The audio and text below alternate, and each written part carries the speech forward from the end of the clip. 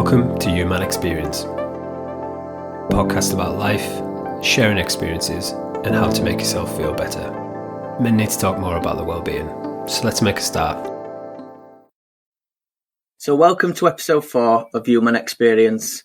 This week we've got a special guest that's on the show. Hopefully he'll be a voice that you hear many times in the future on this podcast. It's a good friend of mine, Jon, who's going to be sharing some of his experiences with mental health, mind, and speaking in more detail than Chris and I could last week on meditation.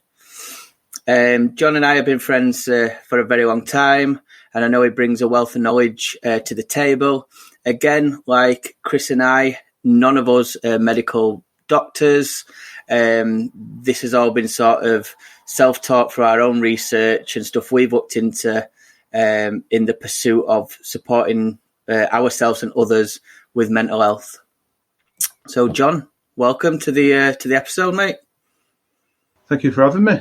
I appreciate it. I think it's a bit of a compliment that you want me back again, so thank you.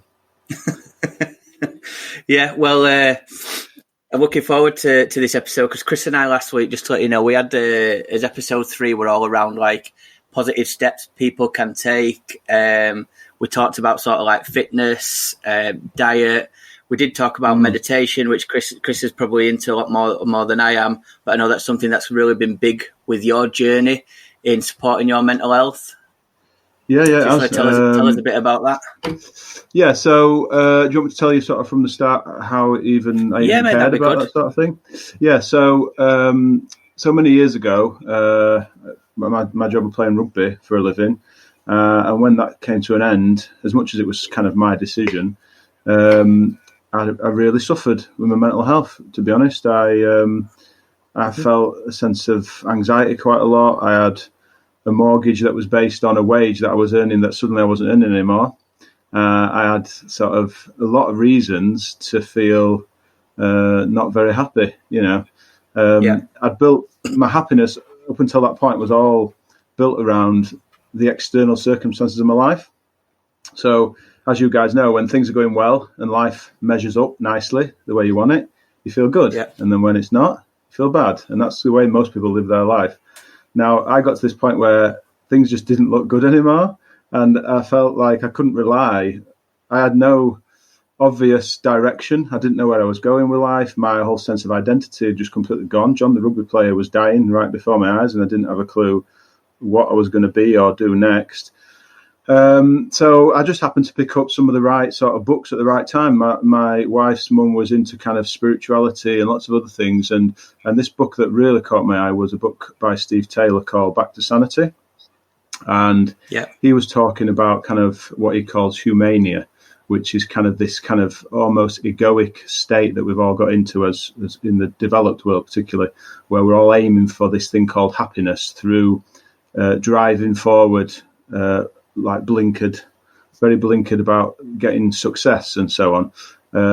And he went through lots of different ways of sort of reconnecting with a natural sort of sense of well-being. I then, through various other books and that one as well, and he suggested meditation. So it was all new to me. But when I actually started to kind of experiment, if you like, meditation, I realised that even though, like I said, the circumstances of my life weren't measuring up, by meditating, I mean, meditation gets a kind of a bit of a, people all look at meditation like it's a bit weird, like it's all about spirituality and you've got to be a Buddhist and you've got to shave your head and wear a robe and light candles, and it's all a bit sort of in a man's world as well. Like in our world, it sort of seems a little bit girly, like something you do in a yoga class with lots of women around you, and it kind of has that impression, particularly to a rugby player like me. But I was so desperate, I just thought I'll try anything.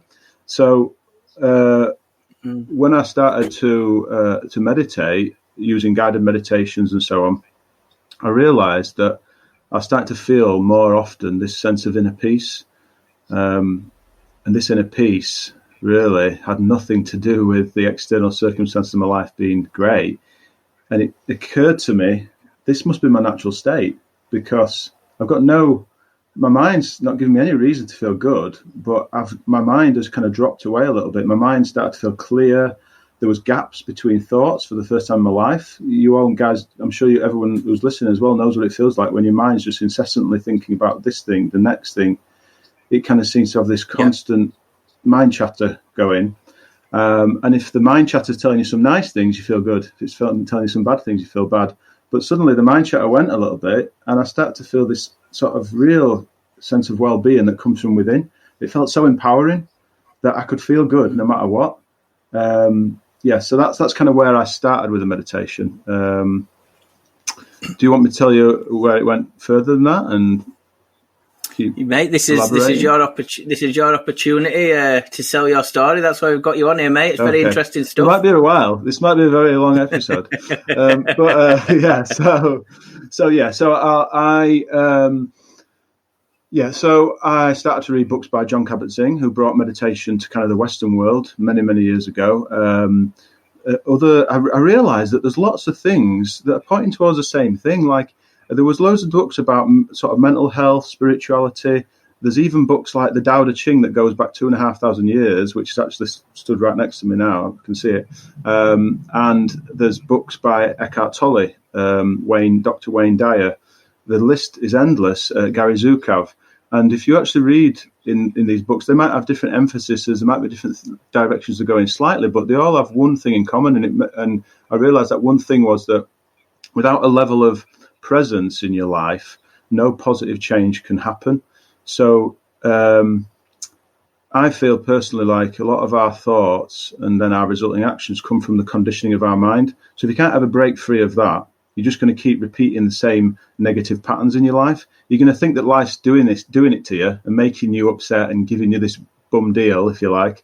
But you can often be doing it to yourself by not realizing how your mind's been conditioned to see the world in a certain way. So I realized that the key to it was being more present. And by if you imagine meditation is like, they call it meditation practice for a reason. It's kind of like the practice for the real thing, which is the rest of your life. When you're out there living your life. And when you go into a meditation, it's not like about, like hum and kind of all this meditation, deep music. It can be like that, but I don't sort of treat it that way. It can be very simple in that you're just using an object of focus. It might be your breath, it might be your body, it might be the sounds around you. And rather than having that constant interpretation of what you notice, you're simply noticing. It's getting back to the primary kind of blank canvas, which is you, the awareness. And you realize that you are the awareness. And for all these years, I thought I was my thoughts, but I'm not. I'm the awareness of the thoughts. And suddenly you start taking a step back. You feel like this lightness appears in your life again, because you're not so absorbed by every single thought that comes along. You stop taking your thoughts so seriously. And then you've taken your power back from thought. Kind of thought, in effect, has got us by in its grip, and most of us have become victims of our thoughts. And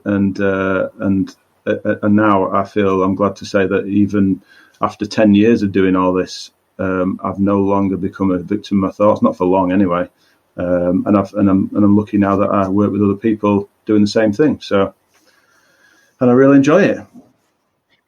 Good. That was a great explanation, Johnny. Really, I've kind of been in and out of it for the last 10 years, and it's great to kind of hear somebody else talk about it and tick a lot of the things that I've thought about over time. So it's interesting to say about the Tao Te Ching. So I think a key part of that is about there's a way to life, and if you try and work against that way, that's where you're going to come up against issues. And something I've struggled with in the past, where I've been caught up in my mind, is it's almost the mind's got you in its own movie, and it tells you when things aren't going how they should be, and when your mind's kind of telling you, oh, it should be going better than this, or you're not doing that right. That's where I felt sort of negative impacts on my mental health, whereas meditation has allowed me to, like what you said, you're observing your thought. You're not part of your thoughts, you're observing them, and you can kind of pick and choose the ones that serve you and drop the ones that don't.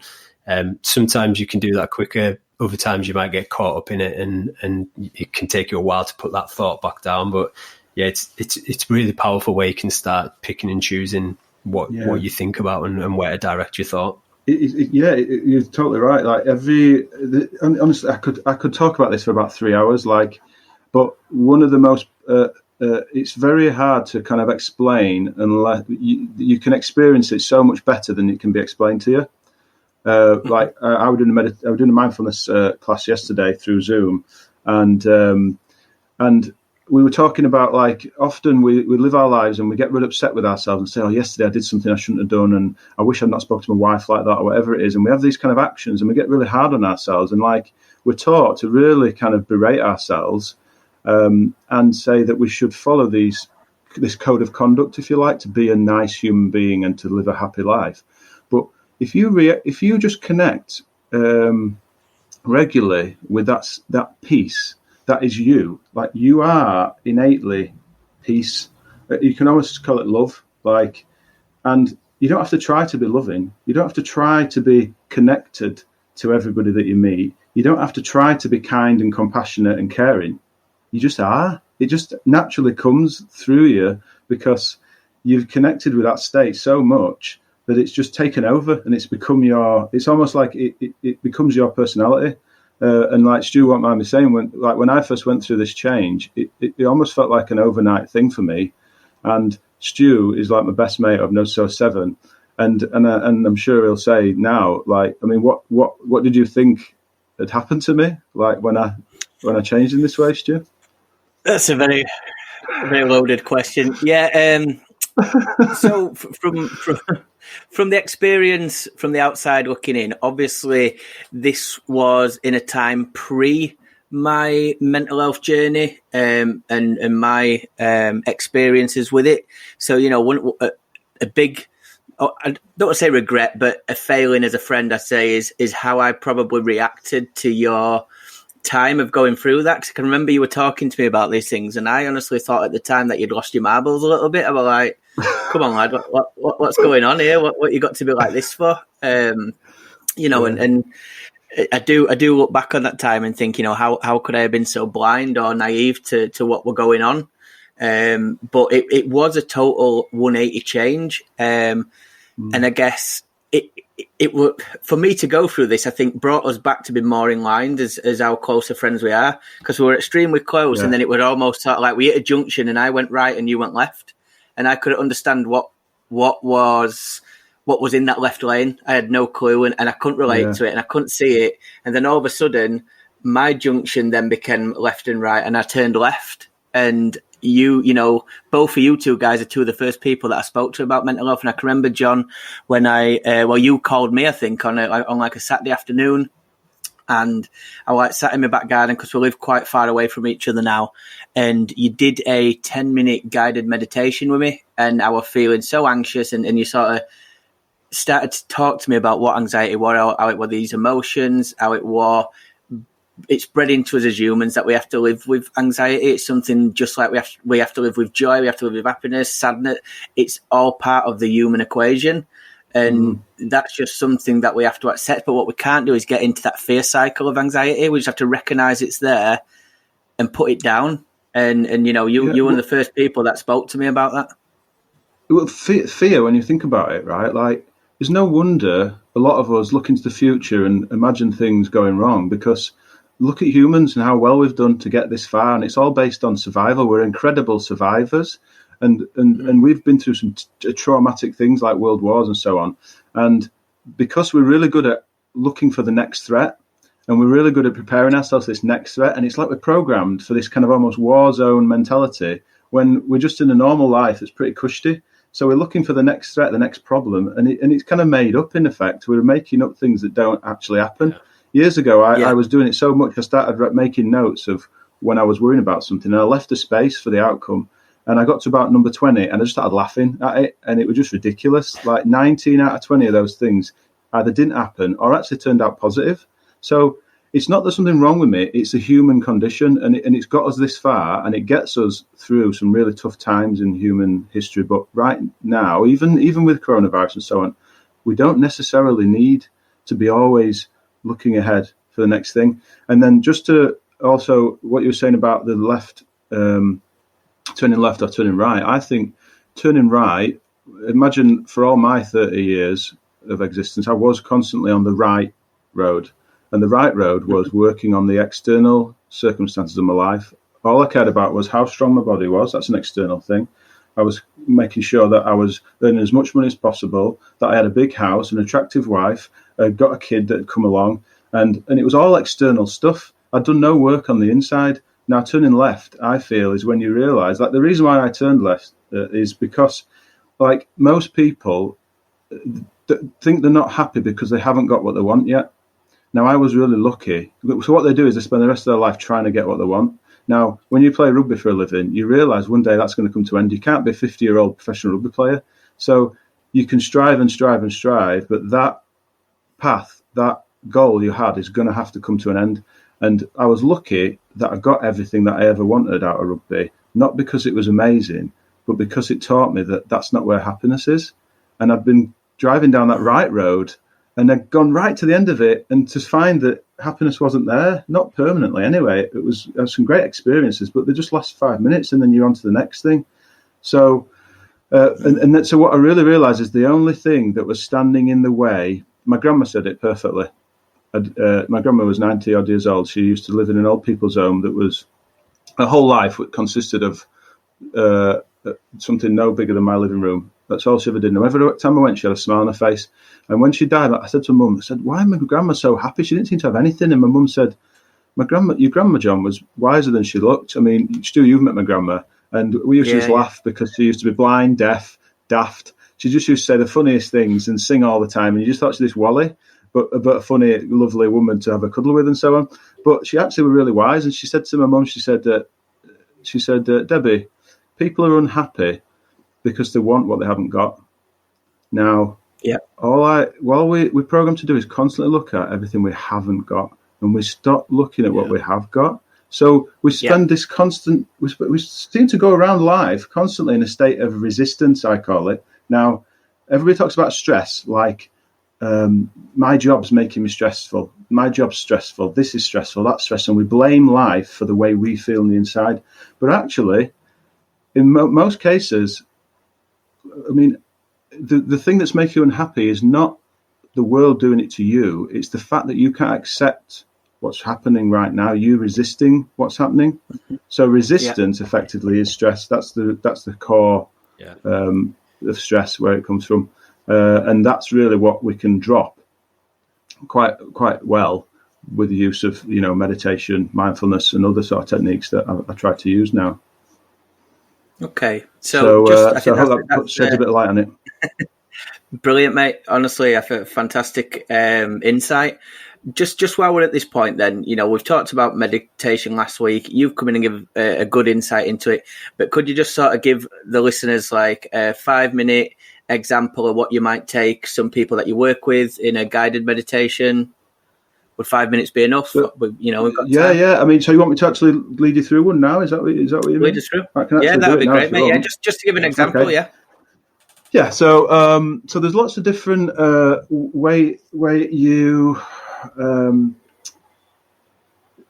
there's lots of different things you can do, angles you can go, roads you can go down when in meditation, let's say, which is really effectively in a deep state of presence. But for the sake of it being as simple as possible, I'll just take us through quite a simplistic, kind of almost generic kind of meditation. It doesn't mean it's not going to have hopefully it could have a good effect on many people if they want to practice this themselves. Hopefully people can repeat this themselves to remind them how to do it, and I could guide them through it every day if they want, I suppose. Okay, so if you want to just sit yourself in a position where you are sitting with what I'd like to call dignity. So sitting with dignity means that you're not bolt upright and rigid, but you're not slouched in your chair either. You're relaxed, but you're alert. And if you'd like to have your eyes open for a moment and just have your hands resting gently on your legs and your feet resting on the floor, flat. And with those eyes open, rather than staring at one particular thing, I'd like you to just have a soft gaze. So your attention is kind of wide and open. You're aware of the space around you. And I'd like you now just to start to take some deep breaths in through your nose and out through your mouth.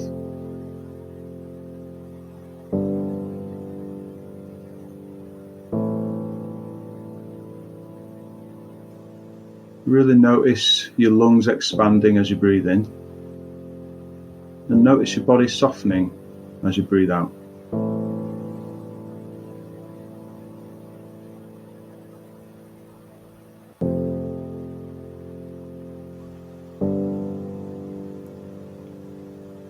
With every out breath, it's as if you're sinking down even further into the body, taking your attention into the body. And on the next out breath, you can just gently close your eyes, sinking down even further into the body, and just allowing the body to breathe itself in and out through your nose. So there's no effort. And I'd like you now just to notice the sensation of touch. You may be able to notice your feet on the floor,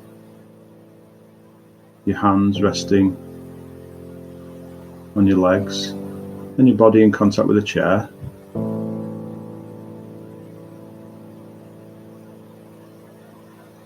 I'd like to notice sounds. And at this moment you may notice that the mind starts to think about those sounds. So it may interpret them, it may decide it likes this sound and it doesn't like that, and it sends you off on this train of thought. But every time you notice the mind judging, just return to being the silent witness to sounds.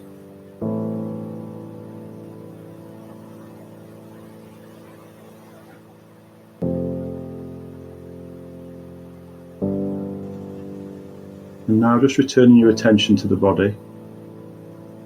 I'd like you to place your attention in that same non-judgmental way on the top of your head. And in a moment we're going to start to scan down through each and every body part.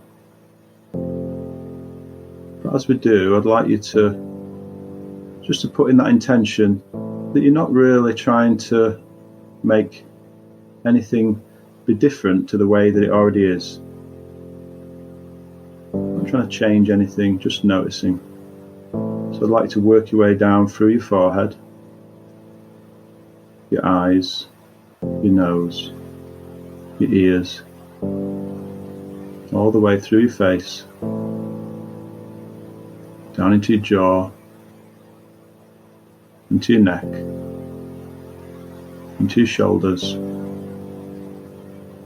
down into your arms.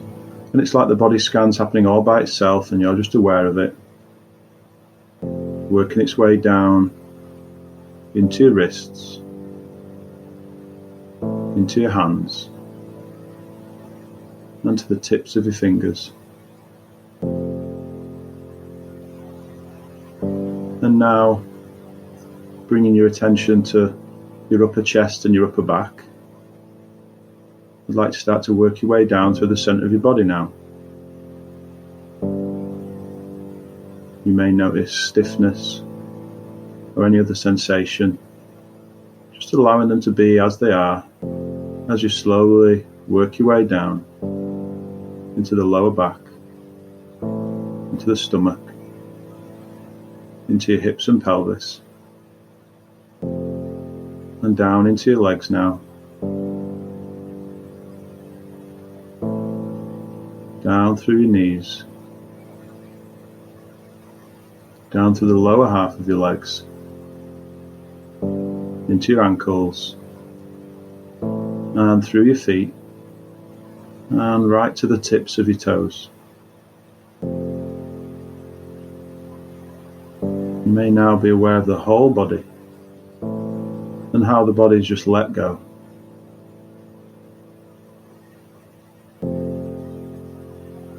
And I'd now like you just to focus your attention on the breath. The breath's happening all by itself, it's all taken care of. There's nothing for you to do.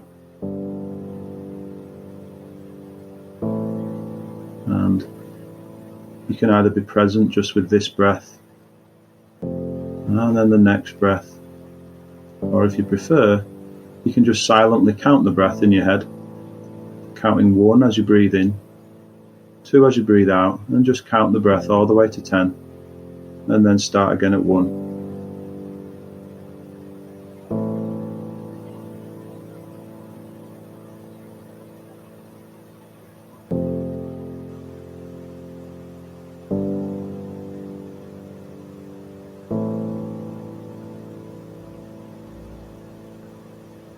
Don't worry if the mind wanders, it's totally normal. My mind wanders too. But when you notice that the mind has wandered, you just gently return back to either counting the breath or just being with this breath.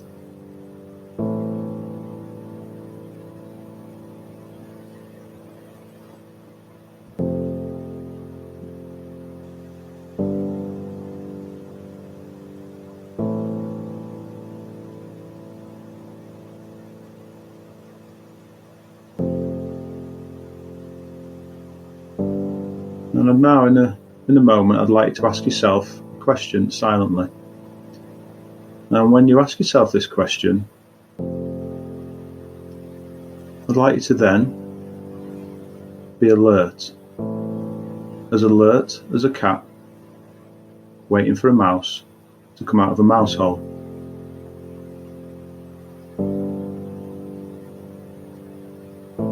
And the question I'd like you to ask yourself is, what problem do I have right now?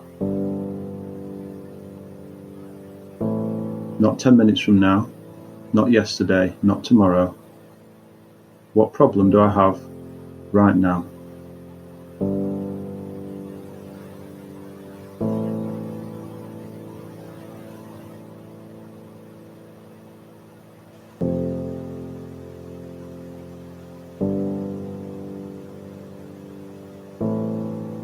And now you can just let go of trying to focus on anything at all. If the mind wants to wander, that's okay.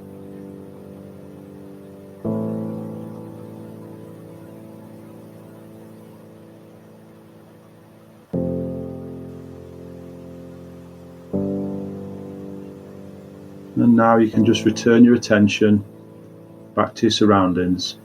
So firstly, you can start to notice sounds again.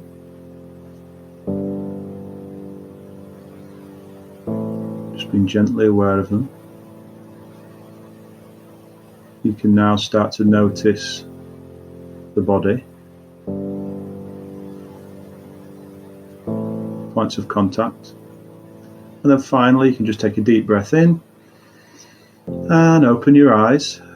And before you move, I'd like you just to look around the room and just notice the stillness around you. There's a sense of stillness to everything that you maybe haven't noticed before. And that sense of stillness is also within you.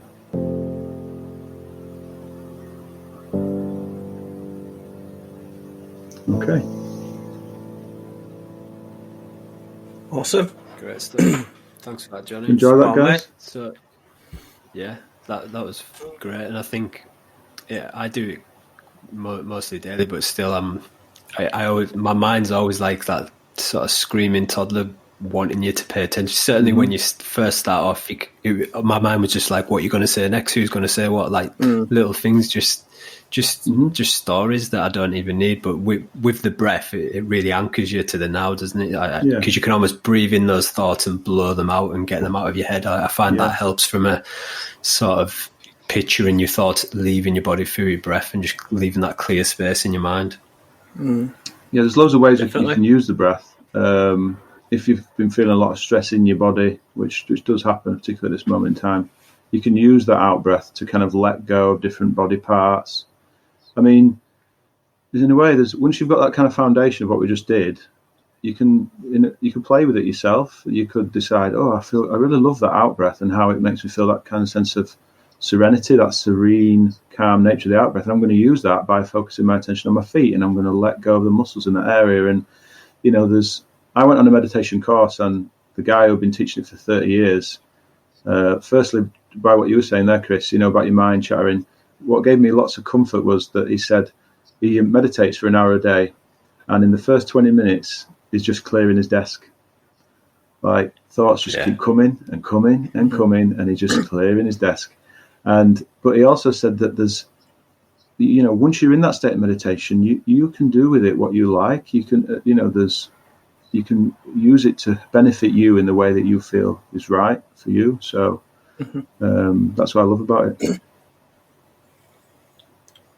So it's interesting as well, like where you hold sort of emotions in your body or feelings in your body. Like I felt that my shoulders are really sort of tight and sort of some of that's working from home, like bent over my laptop, but some of it's like stress. I know it's stress, and you don't feel it when you're unconscious. You don't feel it. It's when you really slow down the mind, like, whoa, I'm holding a lot of sort of energy in areas of my body. What do you think, Stu? Yeah, I was the same, but mine were like in my hips, and I was thinking, straight away I could feel, like when you said, feel your feet, feel yourself sat on the chair.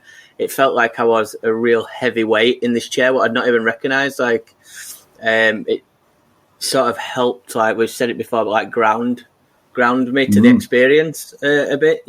That I'm here in this room.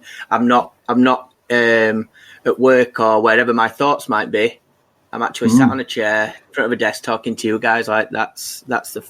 It's worth asking ourselves that question: how often are we actually here? Where we are. It's quite. Barely. Some people, it's quite rare.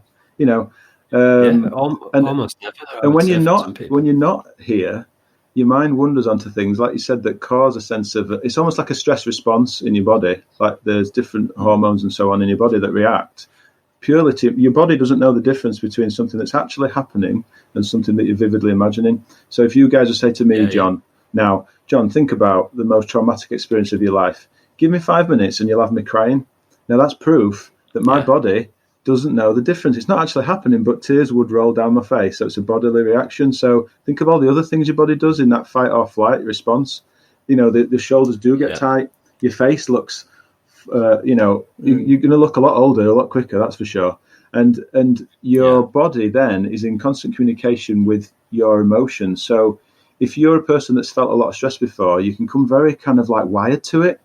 And there could be no obvious reason why you need to be stressed, but your body's telling you to be stressed because that's the way you've been for so long. Your shoulders have been up here around your ears, and there's a muscle actually in your lower back called the psoas muscle. That is, I think it's possibly the only muscle that spans from the back of your body, the lower back, to the front, like your kind of hip flexor. And that's linked with our fight or flight. So that's an area of our body that does trigger. And I noticed when this whole thing about coronavirus hit, within a few days, that muscle was really sore, and it hadn't been like that for a long time. And I think my fight or flight was kicking in. So I really need to work on that, So there's so many things that for me, I'm, as Stu knows, like I'm like a dog with a bone. Like I'm like, why? I ask questions about everything, and when I'm reading books about mental health and mindfulness and whatever it is, I just read and I study it, and I'll read it 3 times and I'll write it down and make notes, and I just find it so fascinating. But what you could learn even more, or at least equally, to learning from these enlightened people who've written all these books and so on. You can learn so much just from 10 minutes of meditating. You can learn so much about your where you've been programmed. You can learn a lot about the whole of human experience, the way, because you're a human, and you can learn a lot about humans through self-study.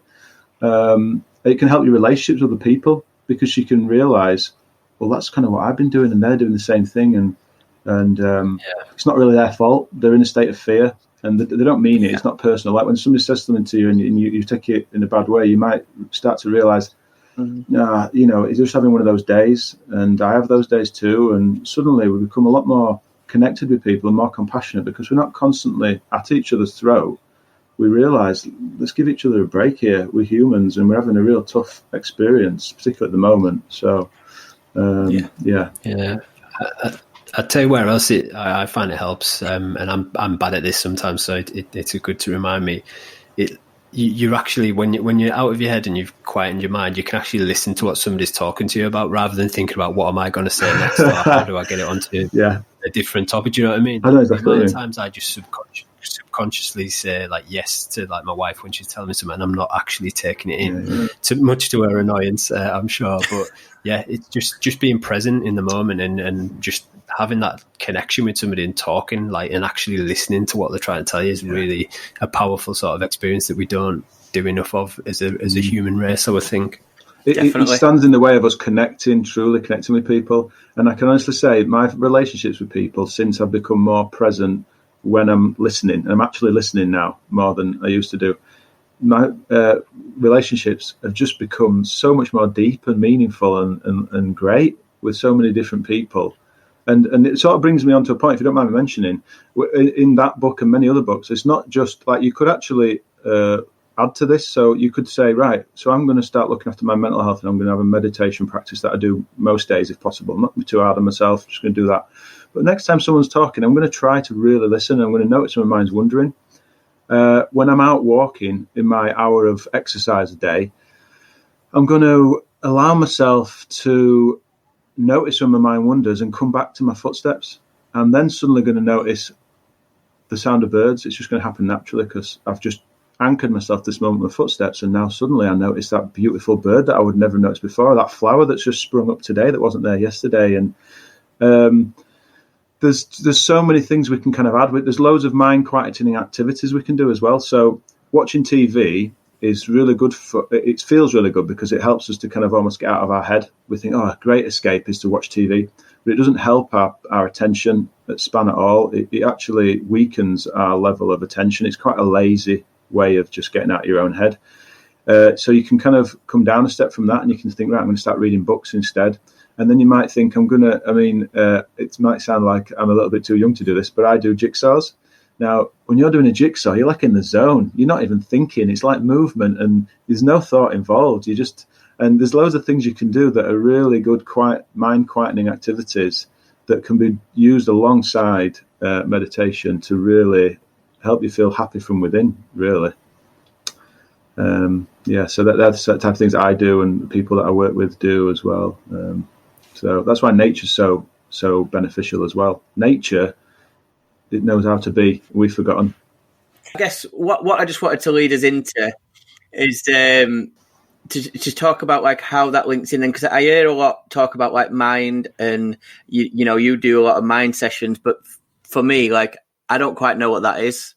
So could you just tell me and the listeners a little bit about what the mind session is and what it's all about? So, okay. So when you talk about mind, do you mean the thing called Mind, where it's like the mental health charity Mind, or no? Yeah, I believe when we started the podcast and we're talking, you said you did a mind session on Zoom. A mindfulness session. So right, mindfulness is kind of, is it? Yeah, Mind. I thought originally you were referring to Mind, the charity, the mental health charity, which is a fantastic charity. Which, just briefly on that point, there's loads more mental health charities out there now than there's ever been before, and I'm so happy about that, because by God, do we need it? About 15 years ago, somebody I know had a really tough time and had a mental breakdown, and there was just nowhere to turn. It was just one of the most horrific experiences I've had trying to help that person. But so now if somebody like is listening to this and they've got some mental health issues that they want help with, there is loads of people out there. You could just Google mental health charities. There's Mind. There's down here in Cornwall, there's something called Outlook, where you can get it through the NHS. Now, you might have to wait a while for appointments, but it's still there, and you feel at least something's going to get done. So when it comes to mindfulness, really, I've got qualified as a mindfulness practitioner a few years ago when me and my wife opened a place called the Wellness Hut in our village, which is a place where people get massages and different therapies. I do personal training there as well, but I also run mindfulness sessions. Now, really, mindfulness it can be defined differently by different people, and you could often read a book. You could buy a book on mindfulness and think, oh, yeah, I know what that is. I've done that, John. Yeah, I know what it is. But I think everybody has a different interpretation of it slightly, and for me, it's gone down a completely different route to, I'm sure, what it has done other people. Mindfulness really is the act of being here now on purpose in this moment. And we can use meditation as a way of practicing to be mindful. And in some of the mindfulness sessions that I run, we do some of the most seemingly ridiculous things, but they tell us so much. Like we might even chop an apple and sit down and eat it, or pour a glass of water, and we start to realize how often we're actually somewhere else. And often this one good point that comes through mindfulness is that we're often making this moment a means to an end. So we're usually trying to get somewhere else. So when I'm walking from this side of the room to the other to go and get myself a drink of water, usually my mind's over there with the water before I've even got there. The footsteps to that drink of water or whatever it is I'm going to do over there are almost like an inconvenience. And that's kind of how we often treat life. And we can kind of wonder, well, why am I never happy? Well, because you're never here to experience happiness, because you're only ever trying to get somewhere else. So just by doing simple things like little exercises in a mindfulness class that I tend to do, it can tell us so much about the way we treat life. It can also, the way that somebody treats going and getting a drink of water could also represent the way that they're constantly wishing that work was over for today so they could go home, or they're constantly wishing that it was the weekend so they could go out with their mates, or they're constantly wishing that they could get to that time when they've booked some time off work so they can go on holiday for a week. And the problem is we get in that habit of being in the future when we're actually here. So while you're at work, you're thinking about being on this holiday and you're like, yes, brilliant, something to look forward to. But you get there on this holiday and you take your mind with you, and that mind of yours has been programmed to be somewhere else. So you get on holiday and surprise, surprise, you're not even there either.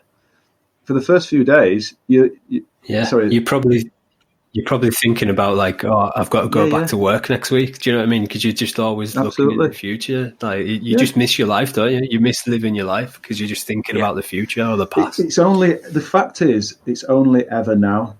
When has it ever not been now?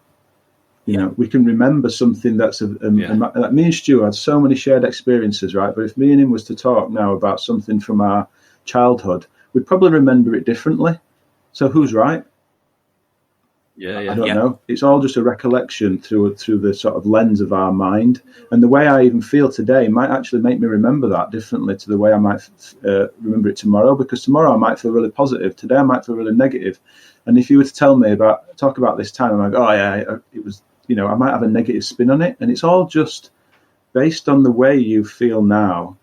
But in actual fact, it's never not now. So let's stop wasting these nows, these precious nows that we've got. We're running out of nows, guys. We don't get an unlimited supply of nows. Somebody once said, I know it sounds sort of morbid to a degree, but somebody once said, there's people I know, I've actually had in a mindfulness class. One person came and unfortunately his wife was dying from cancer. And it won't mind me telling you, but him and his wife had some of the best times I've ever had in their life in that period, because they didn't waste a single moment. They knew that this would come to an end, and it was tinged with sadness. He used to come in the room with us lot, and we used to be in tears like the people in the class. But he said, I'm appreciating each and every single moment that I get with my wonderful wife. And then one day, unfortunately, she did die. But it just teaches us all, we're all in the same position that woman was in. We're all going to die. We just don't know when. So let's stop wasting it. Let's be here for every single moment, and we could wake up. There was I watched something from a yogi master, I think you would call him, and he was talking about the key to happiness and so on. And he was saying, when you wake up on a morning, he said, open your eyes and say, "Great, I'm here again." And then in an hour's time, look at your watch and say, "Oh, I'm still here. Fantastic." You're still getting to experience this thing called being a human.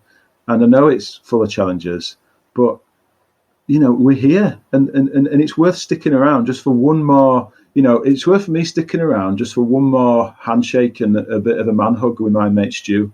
It's worth being here for all these little moments that are so precious. So in reality, mindfulness and meditation is a better way of ensuring that you don't waste this one and only chance to be you. And I personally don't want to waste another second. Fantastic, mate. Wow, powerful stuff. That I think we couldn't say anything better. I think that's a perfect way to sign off on what has been a great episode, and hopefully, if you were unsure of meditation beforehand or you didn't know much about it, I've learned something from this episode, and I've been doing it on and off for about 10 years. So hopefully you found it too. And thank you guys. I'm learning from you as well. Like, whenever I speak to anybody, I don't ever profess to know everything. I'm learning every single mindfulness session I do, every retreat I run, whatever it is. I feel like I'm just like a sponge, learning more and more and more, and hopefully that helps me to help more people. So thanks, guys. Is there anywhere that if any listeners wanted to contact you, Jon, off the back of this, where could they reach you? Well, I'm currently in the process of, I've just near enough finished a web page. I was working through Facebook for quite a long time. I'm now steering away from Facebook, and I've got my own website being set up. It's called mindfulnessfitness.co.uk. So officially, it's Mindfulness and Fitness by Jon Goddard, but the website is just simply mindfulnessfitness.co.uk. Okay. So on there, you'll see loads and loads of reviews from other people that have been to see me. So if anybody's worried about, is it for me, and so on, you can see probably over 100, I think, reviews. And there'll be a contact form on there. They can contact me through that, really. And also, if anybody wanted to contact me, they could contact me by email, jongoddard@postio.net. I know it's an obscure one, but jongoddard@postio.net. You can email me anytime, and we can have a discussion about whether, I can help you out in any way. Great stuff. So thank you, everybody, for listening to this episode 4 of Human Experience. So that concludes this week's episode. Chris and I would like to thank you for listening. Please subscribe and leave us a review to help our community grow. You'll find links to our social media and any other resources discussed in this episode in our show notes.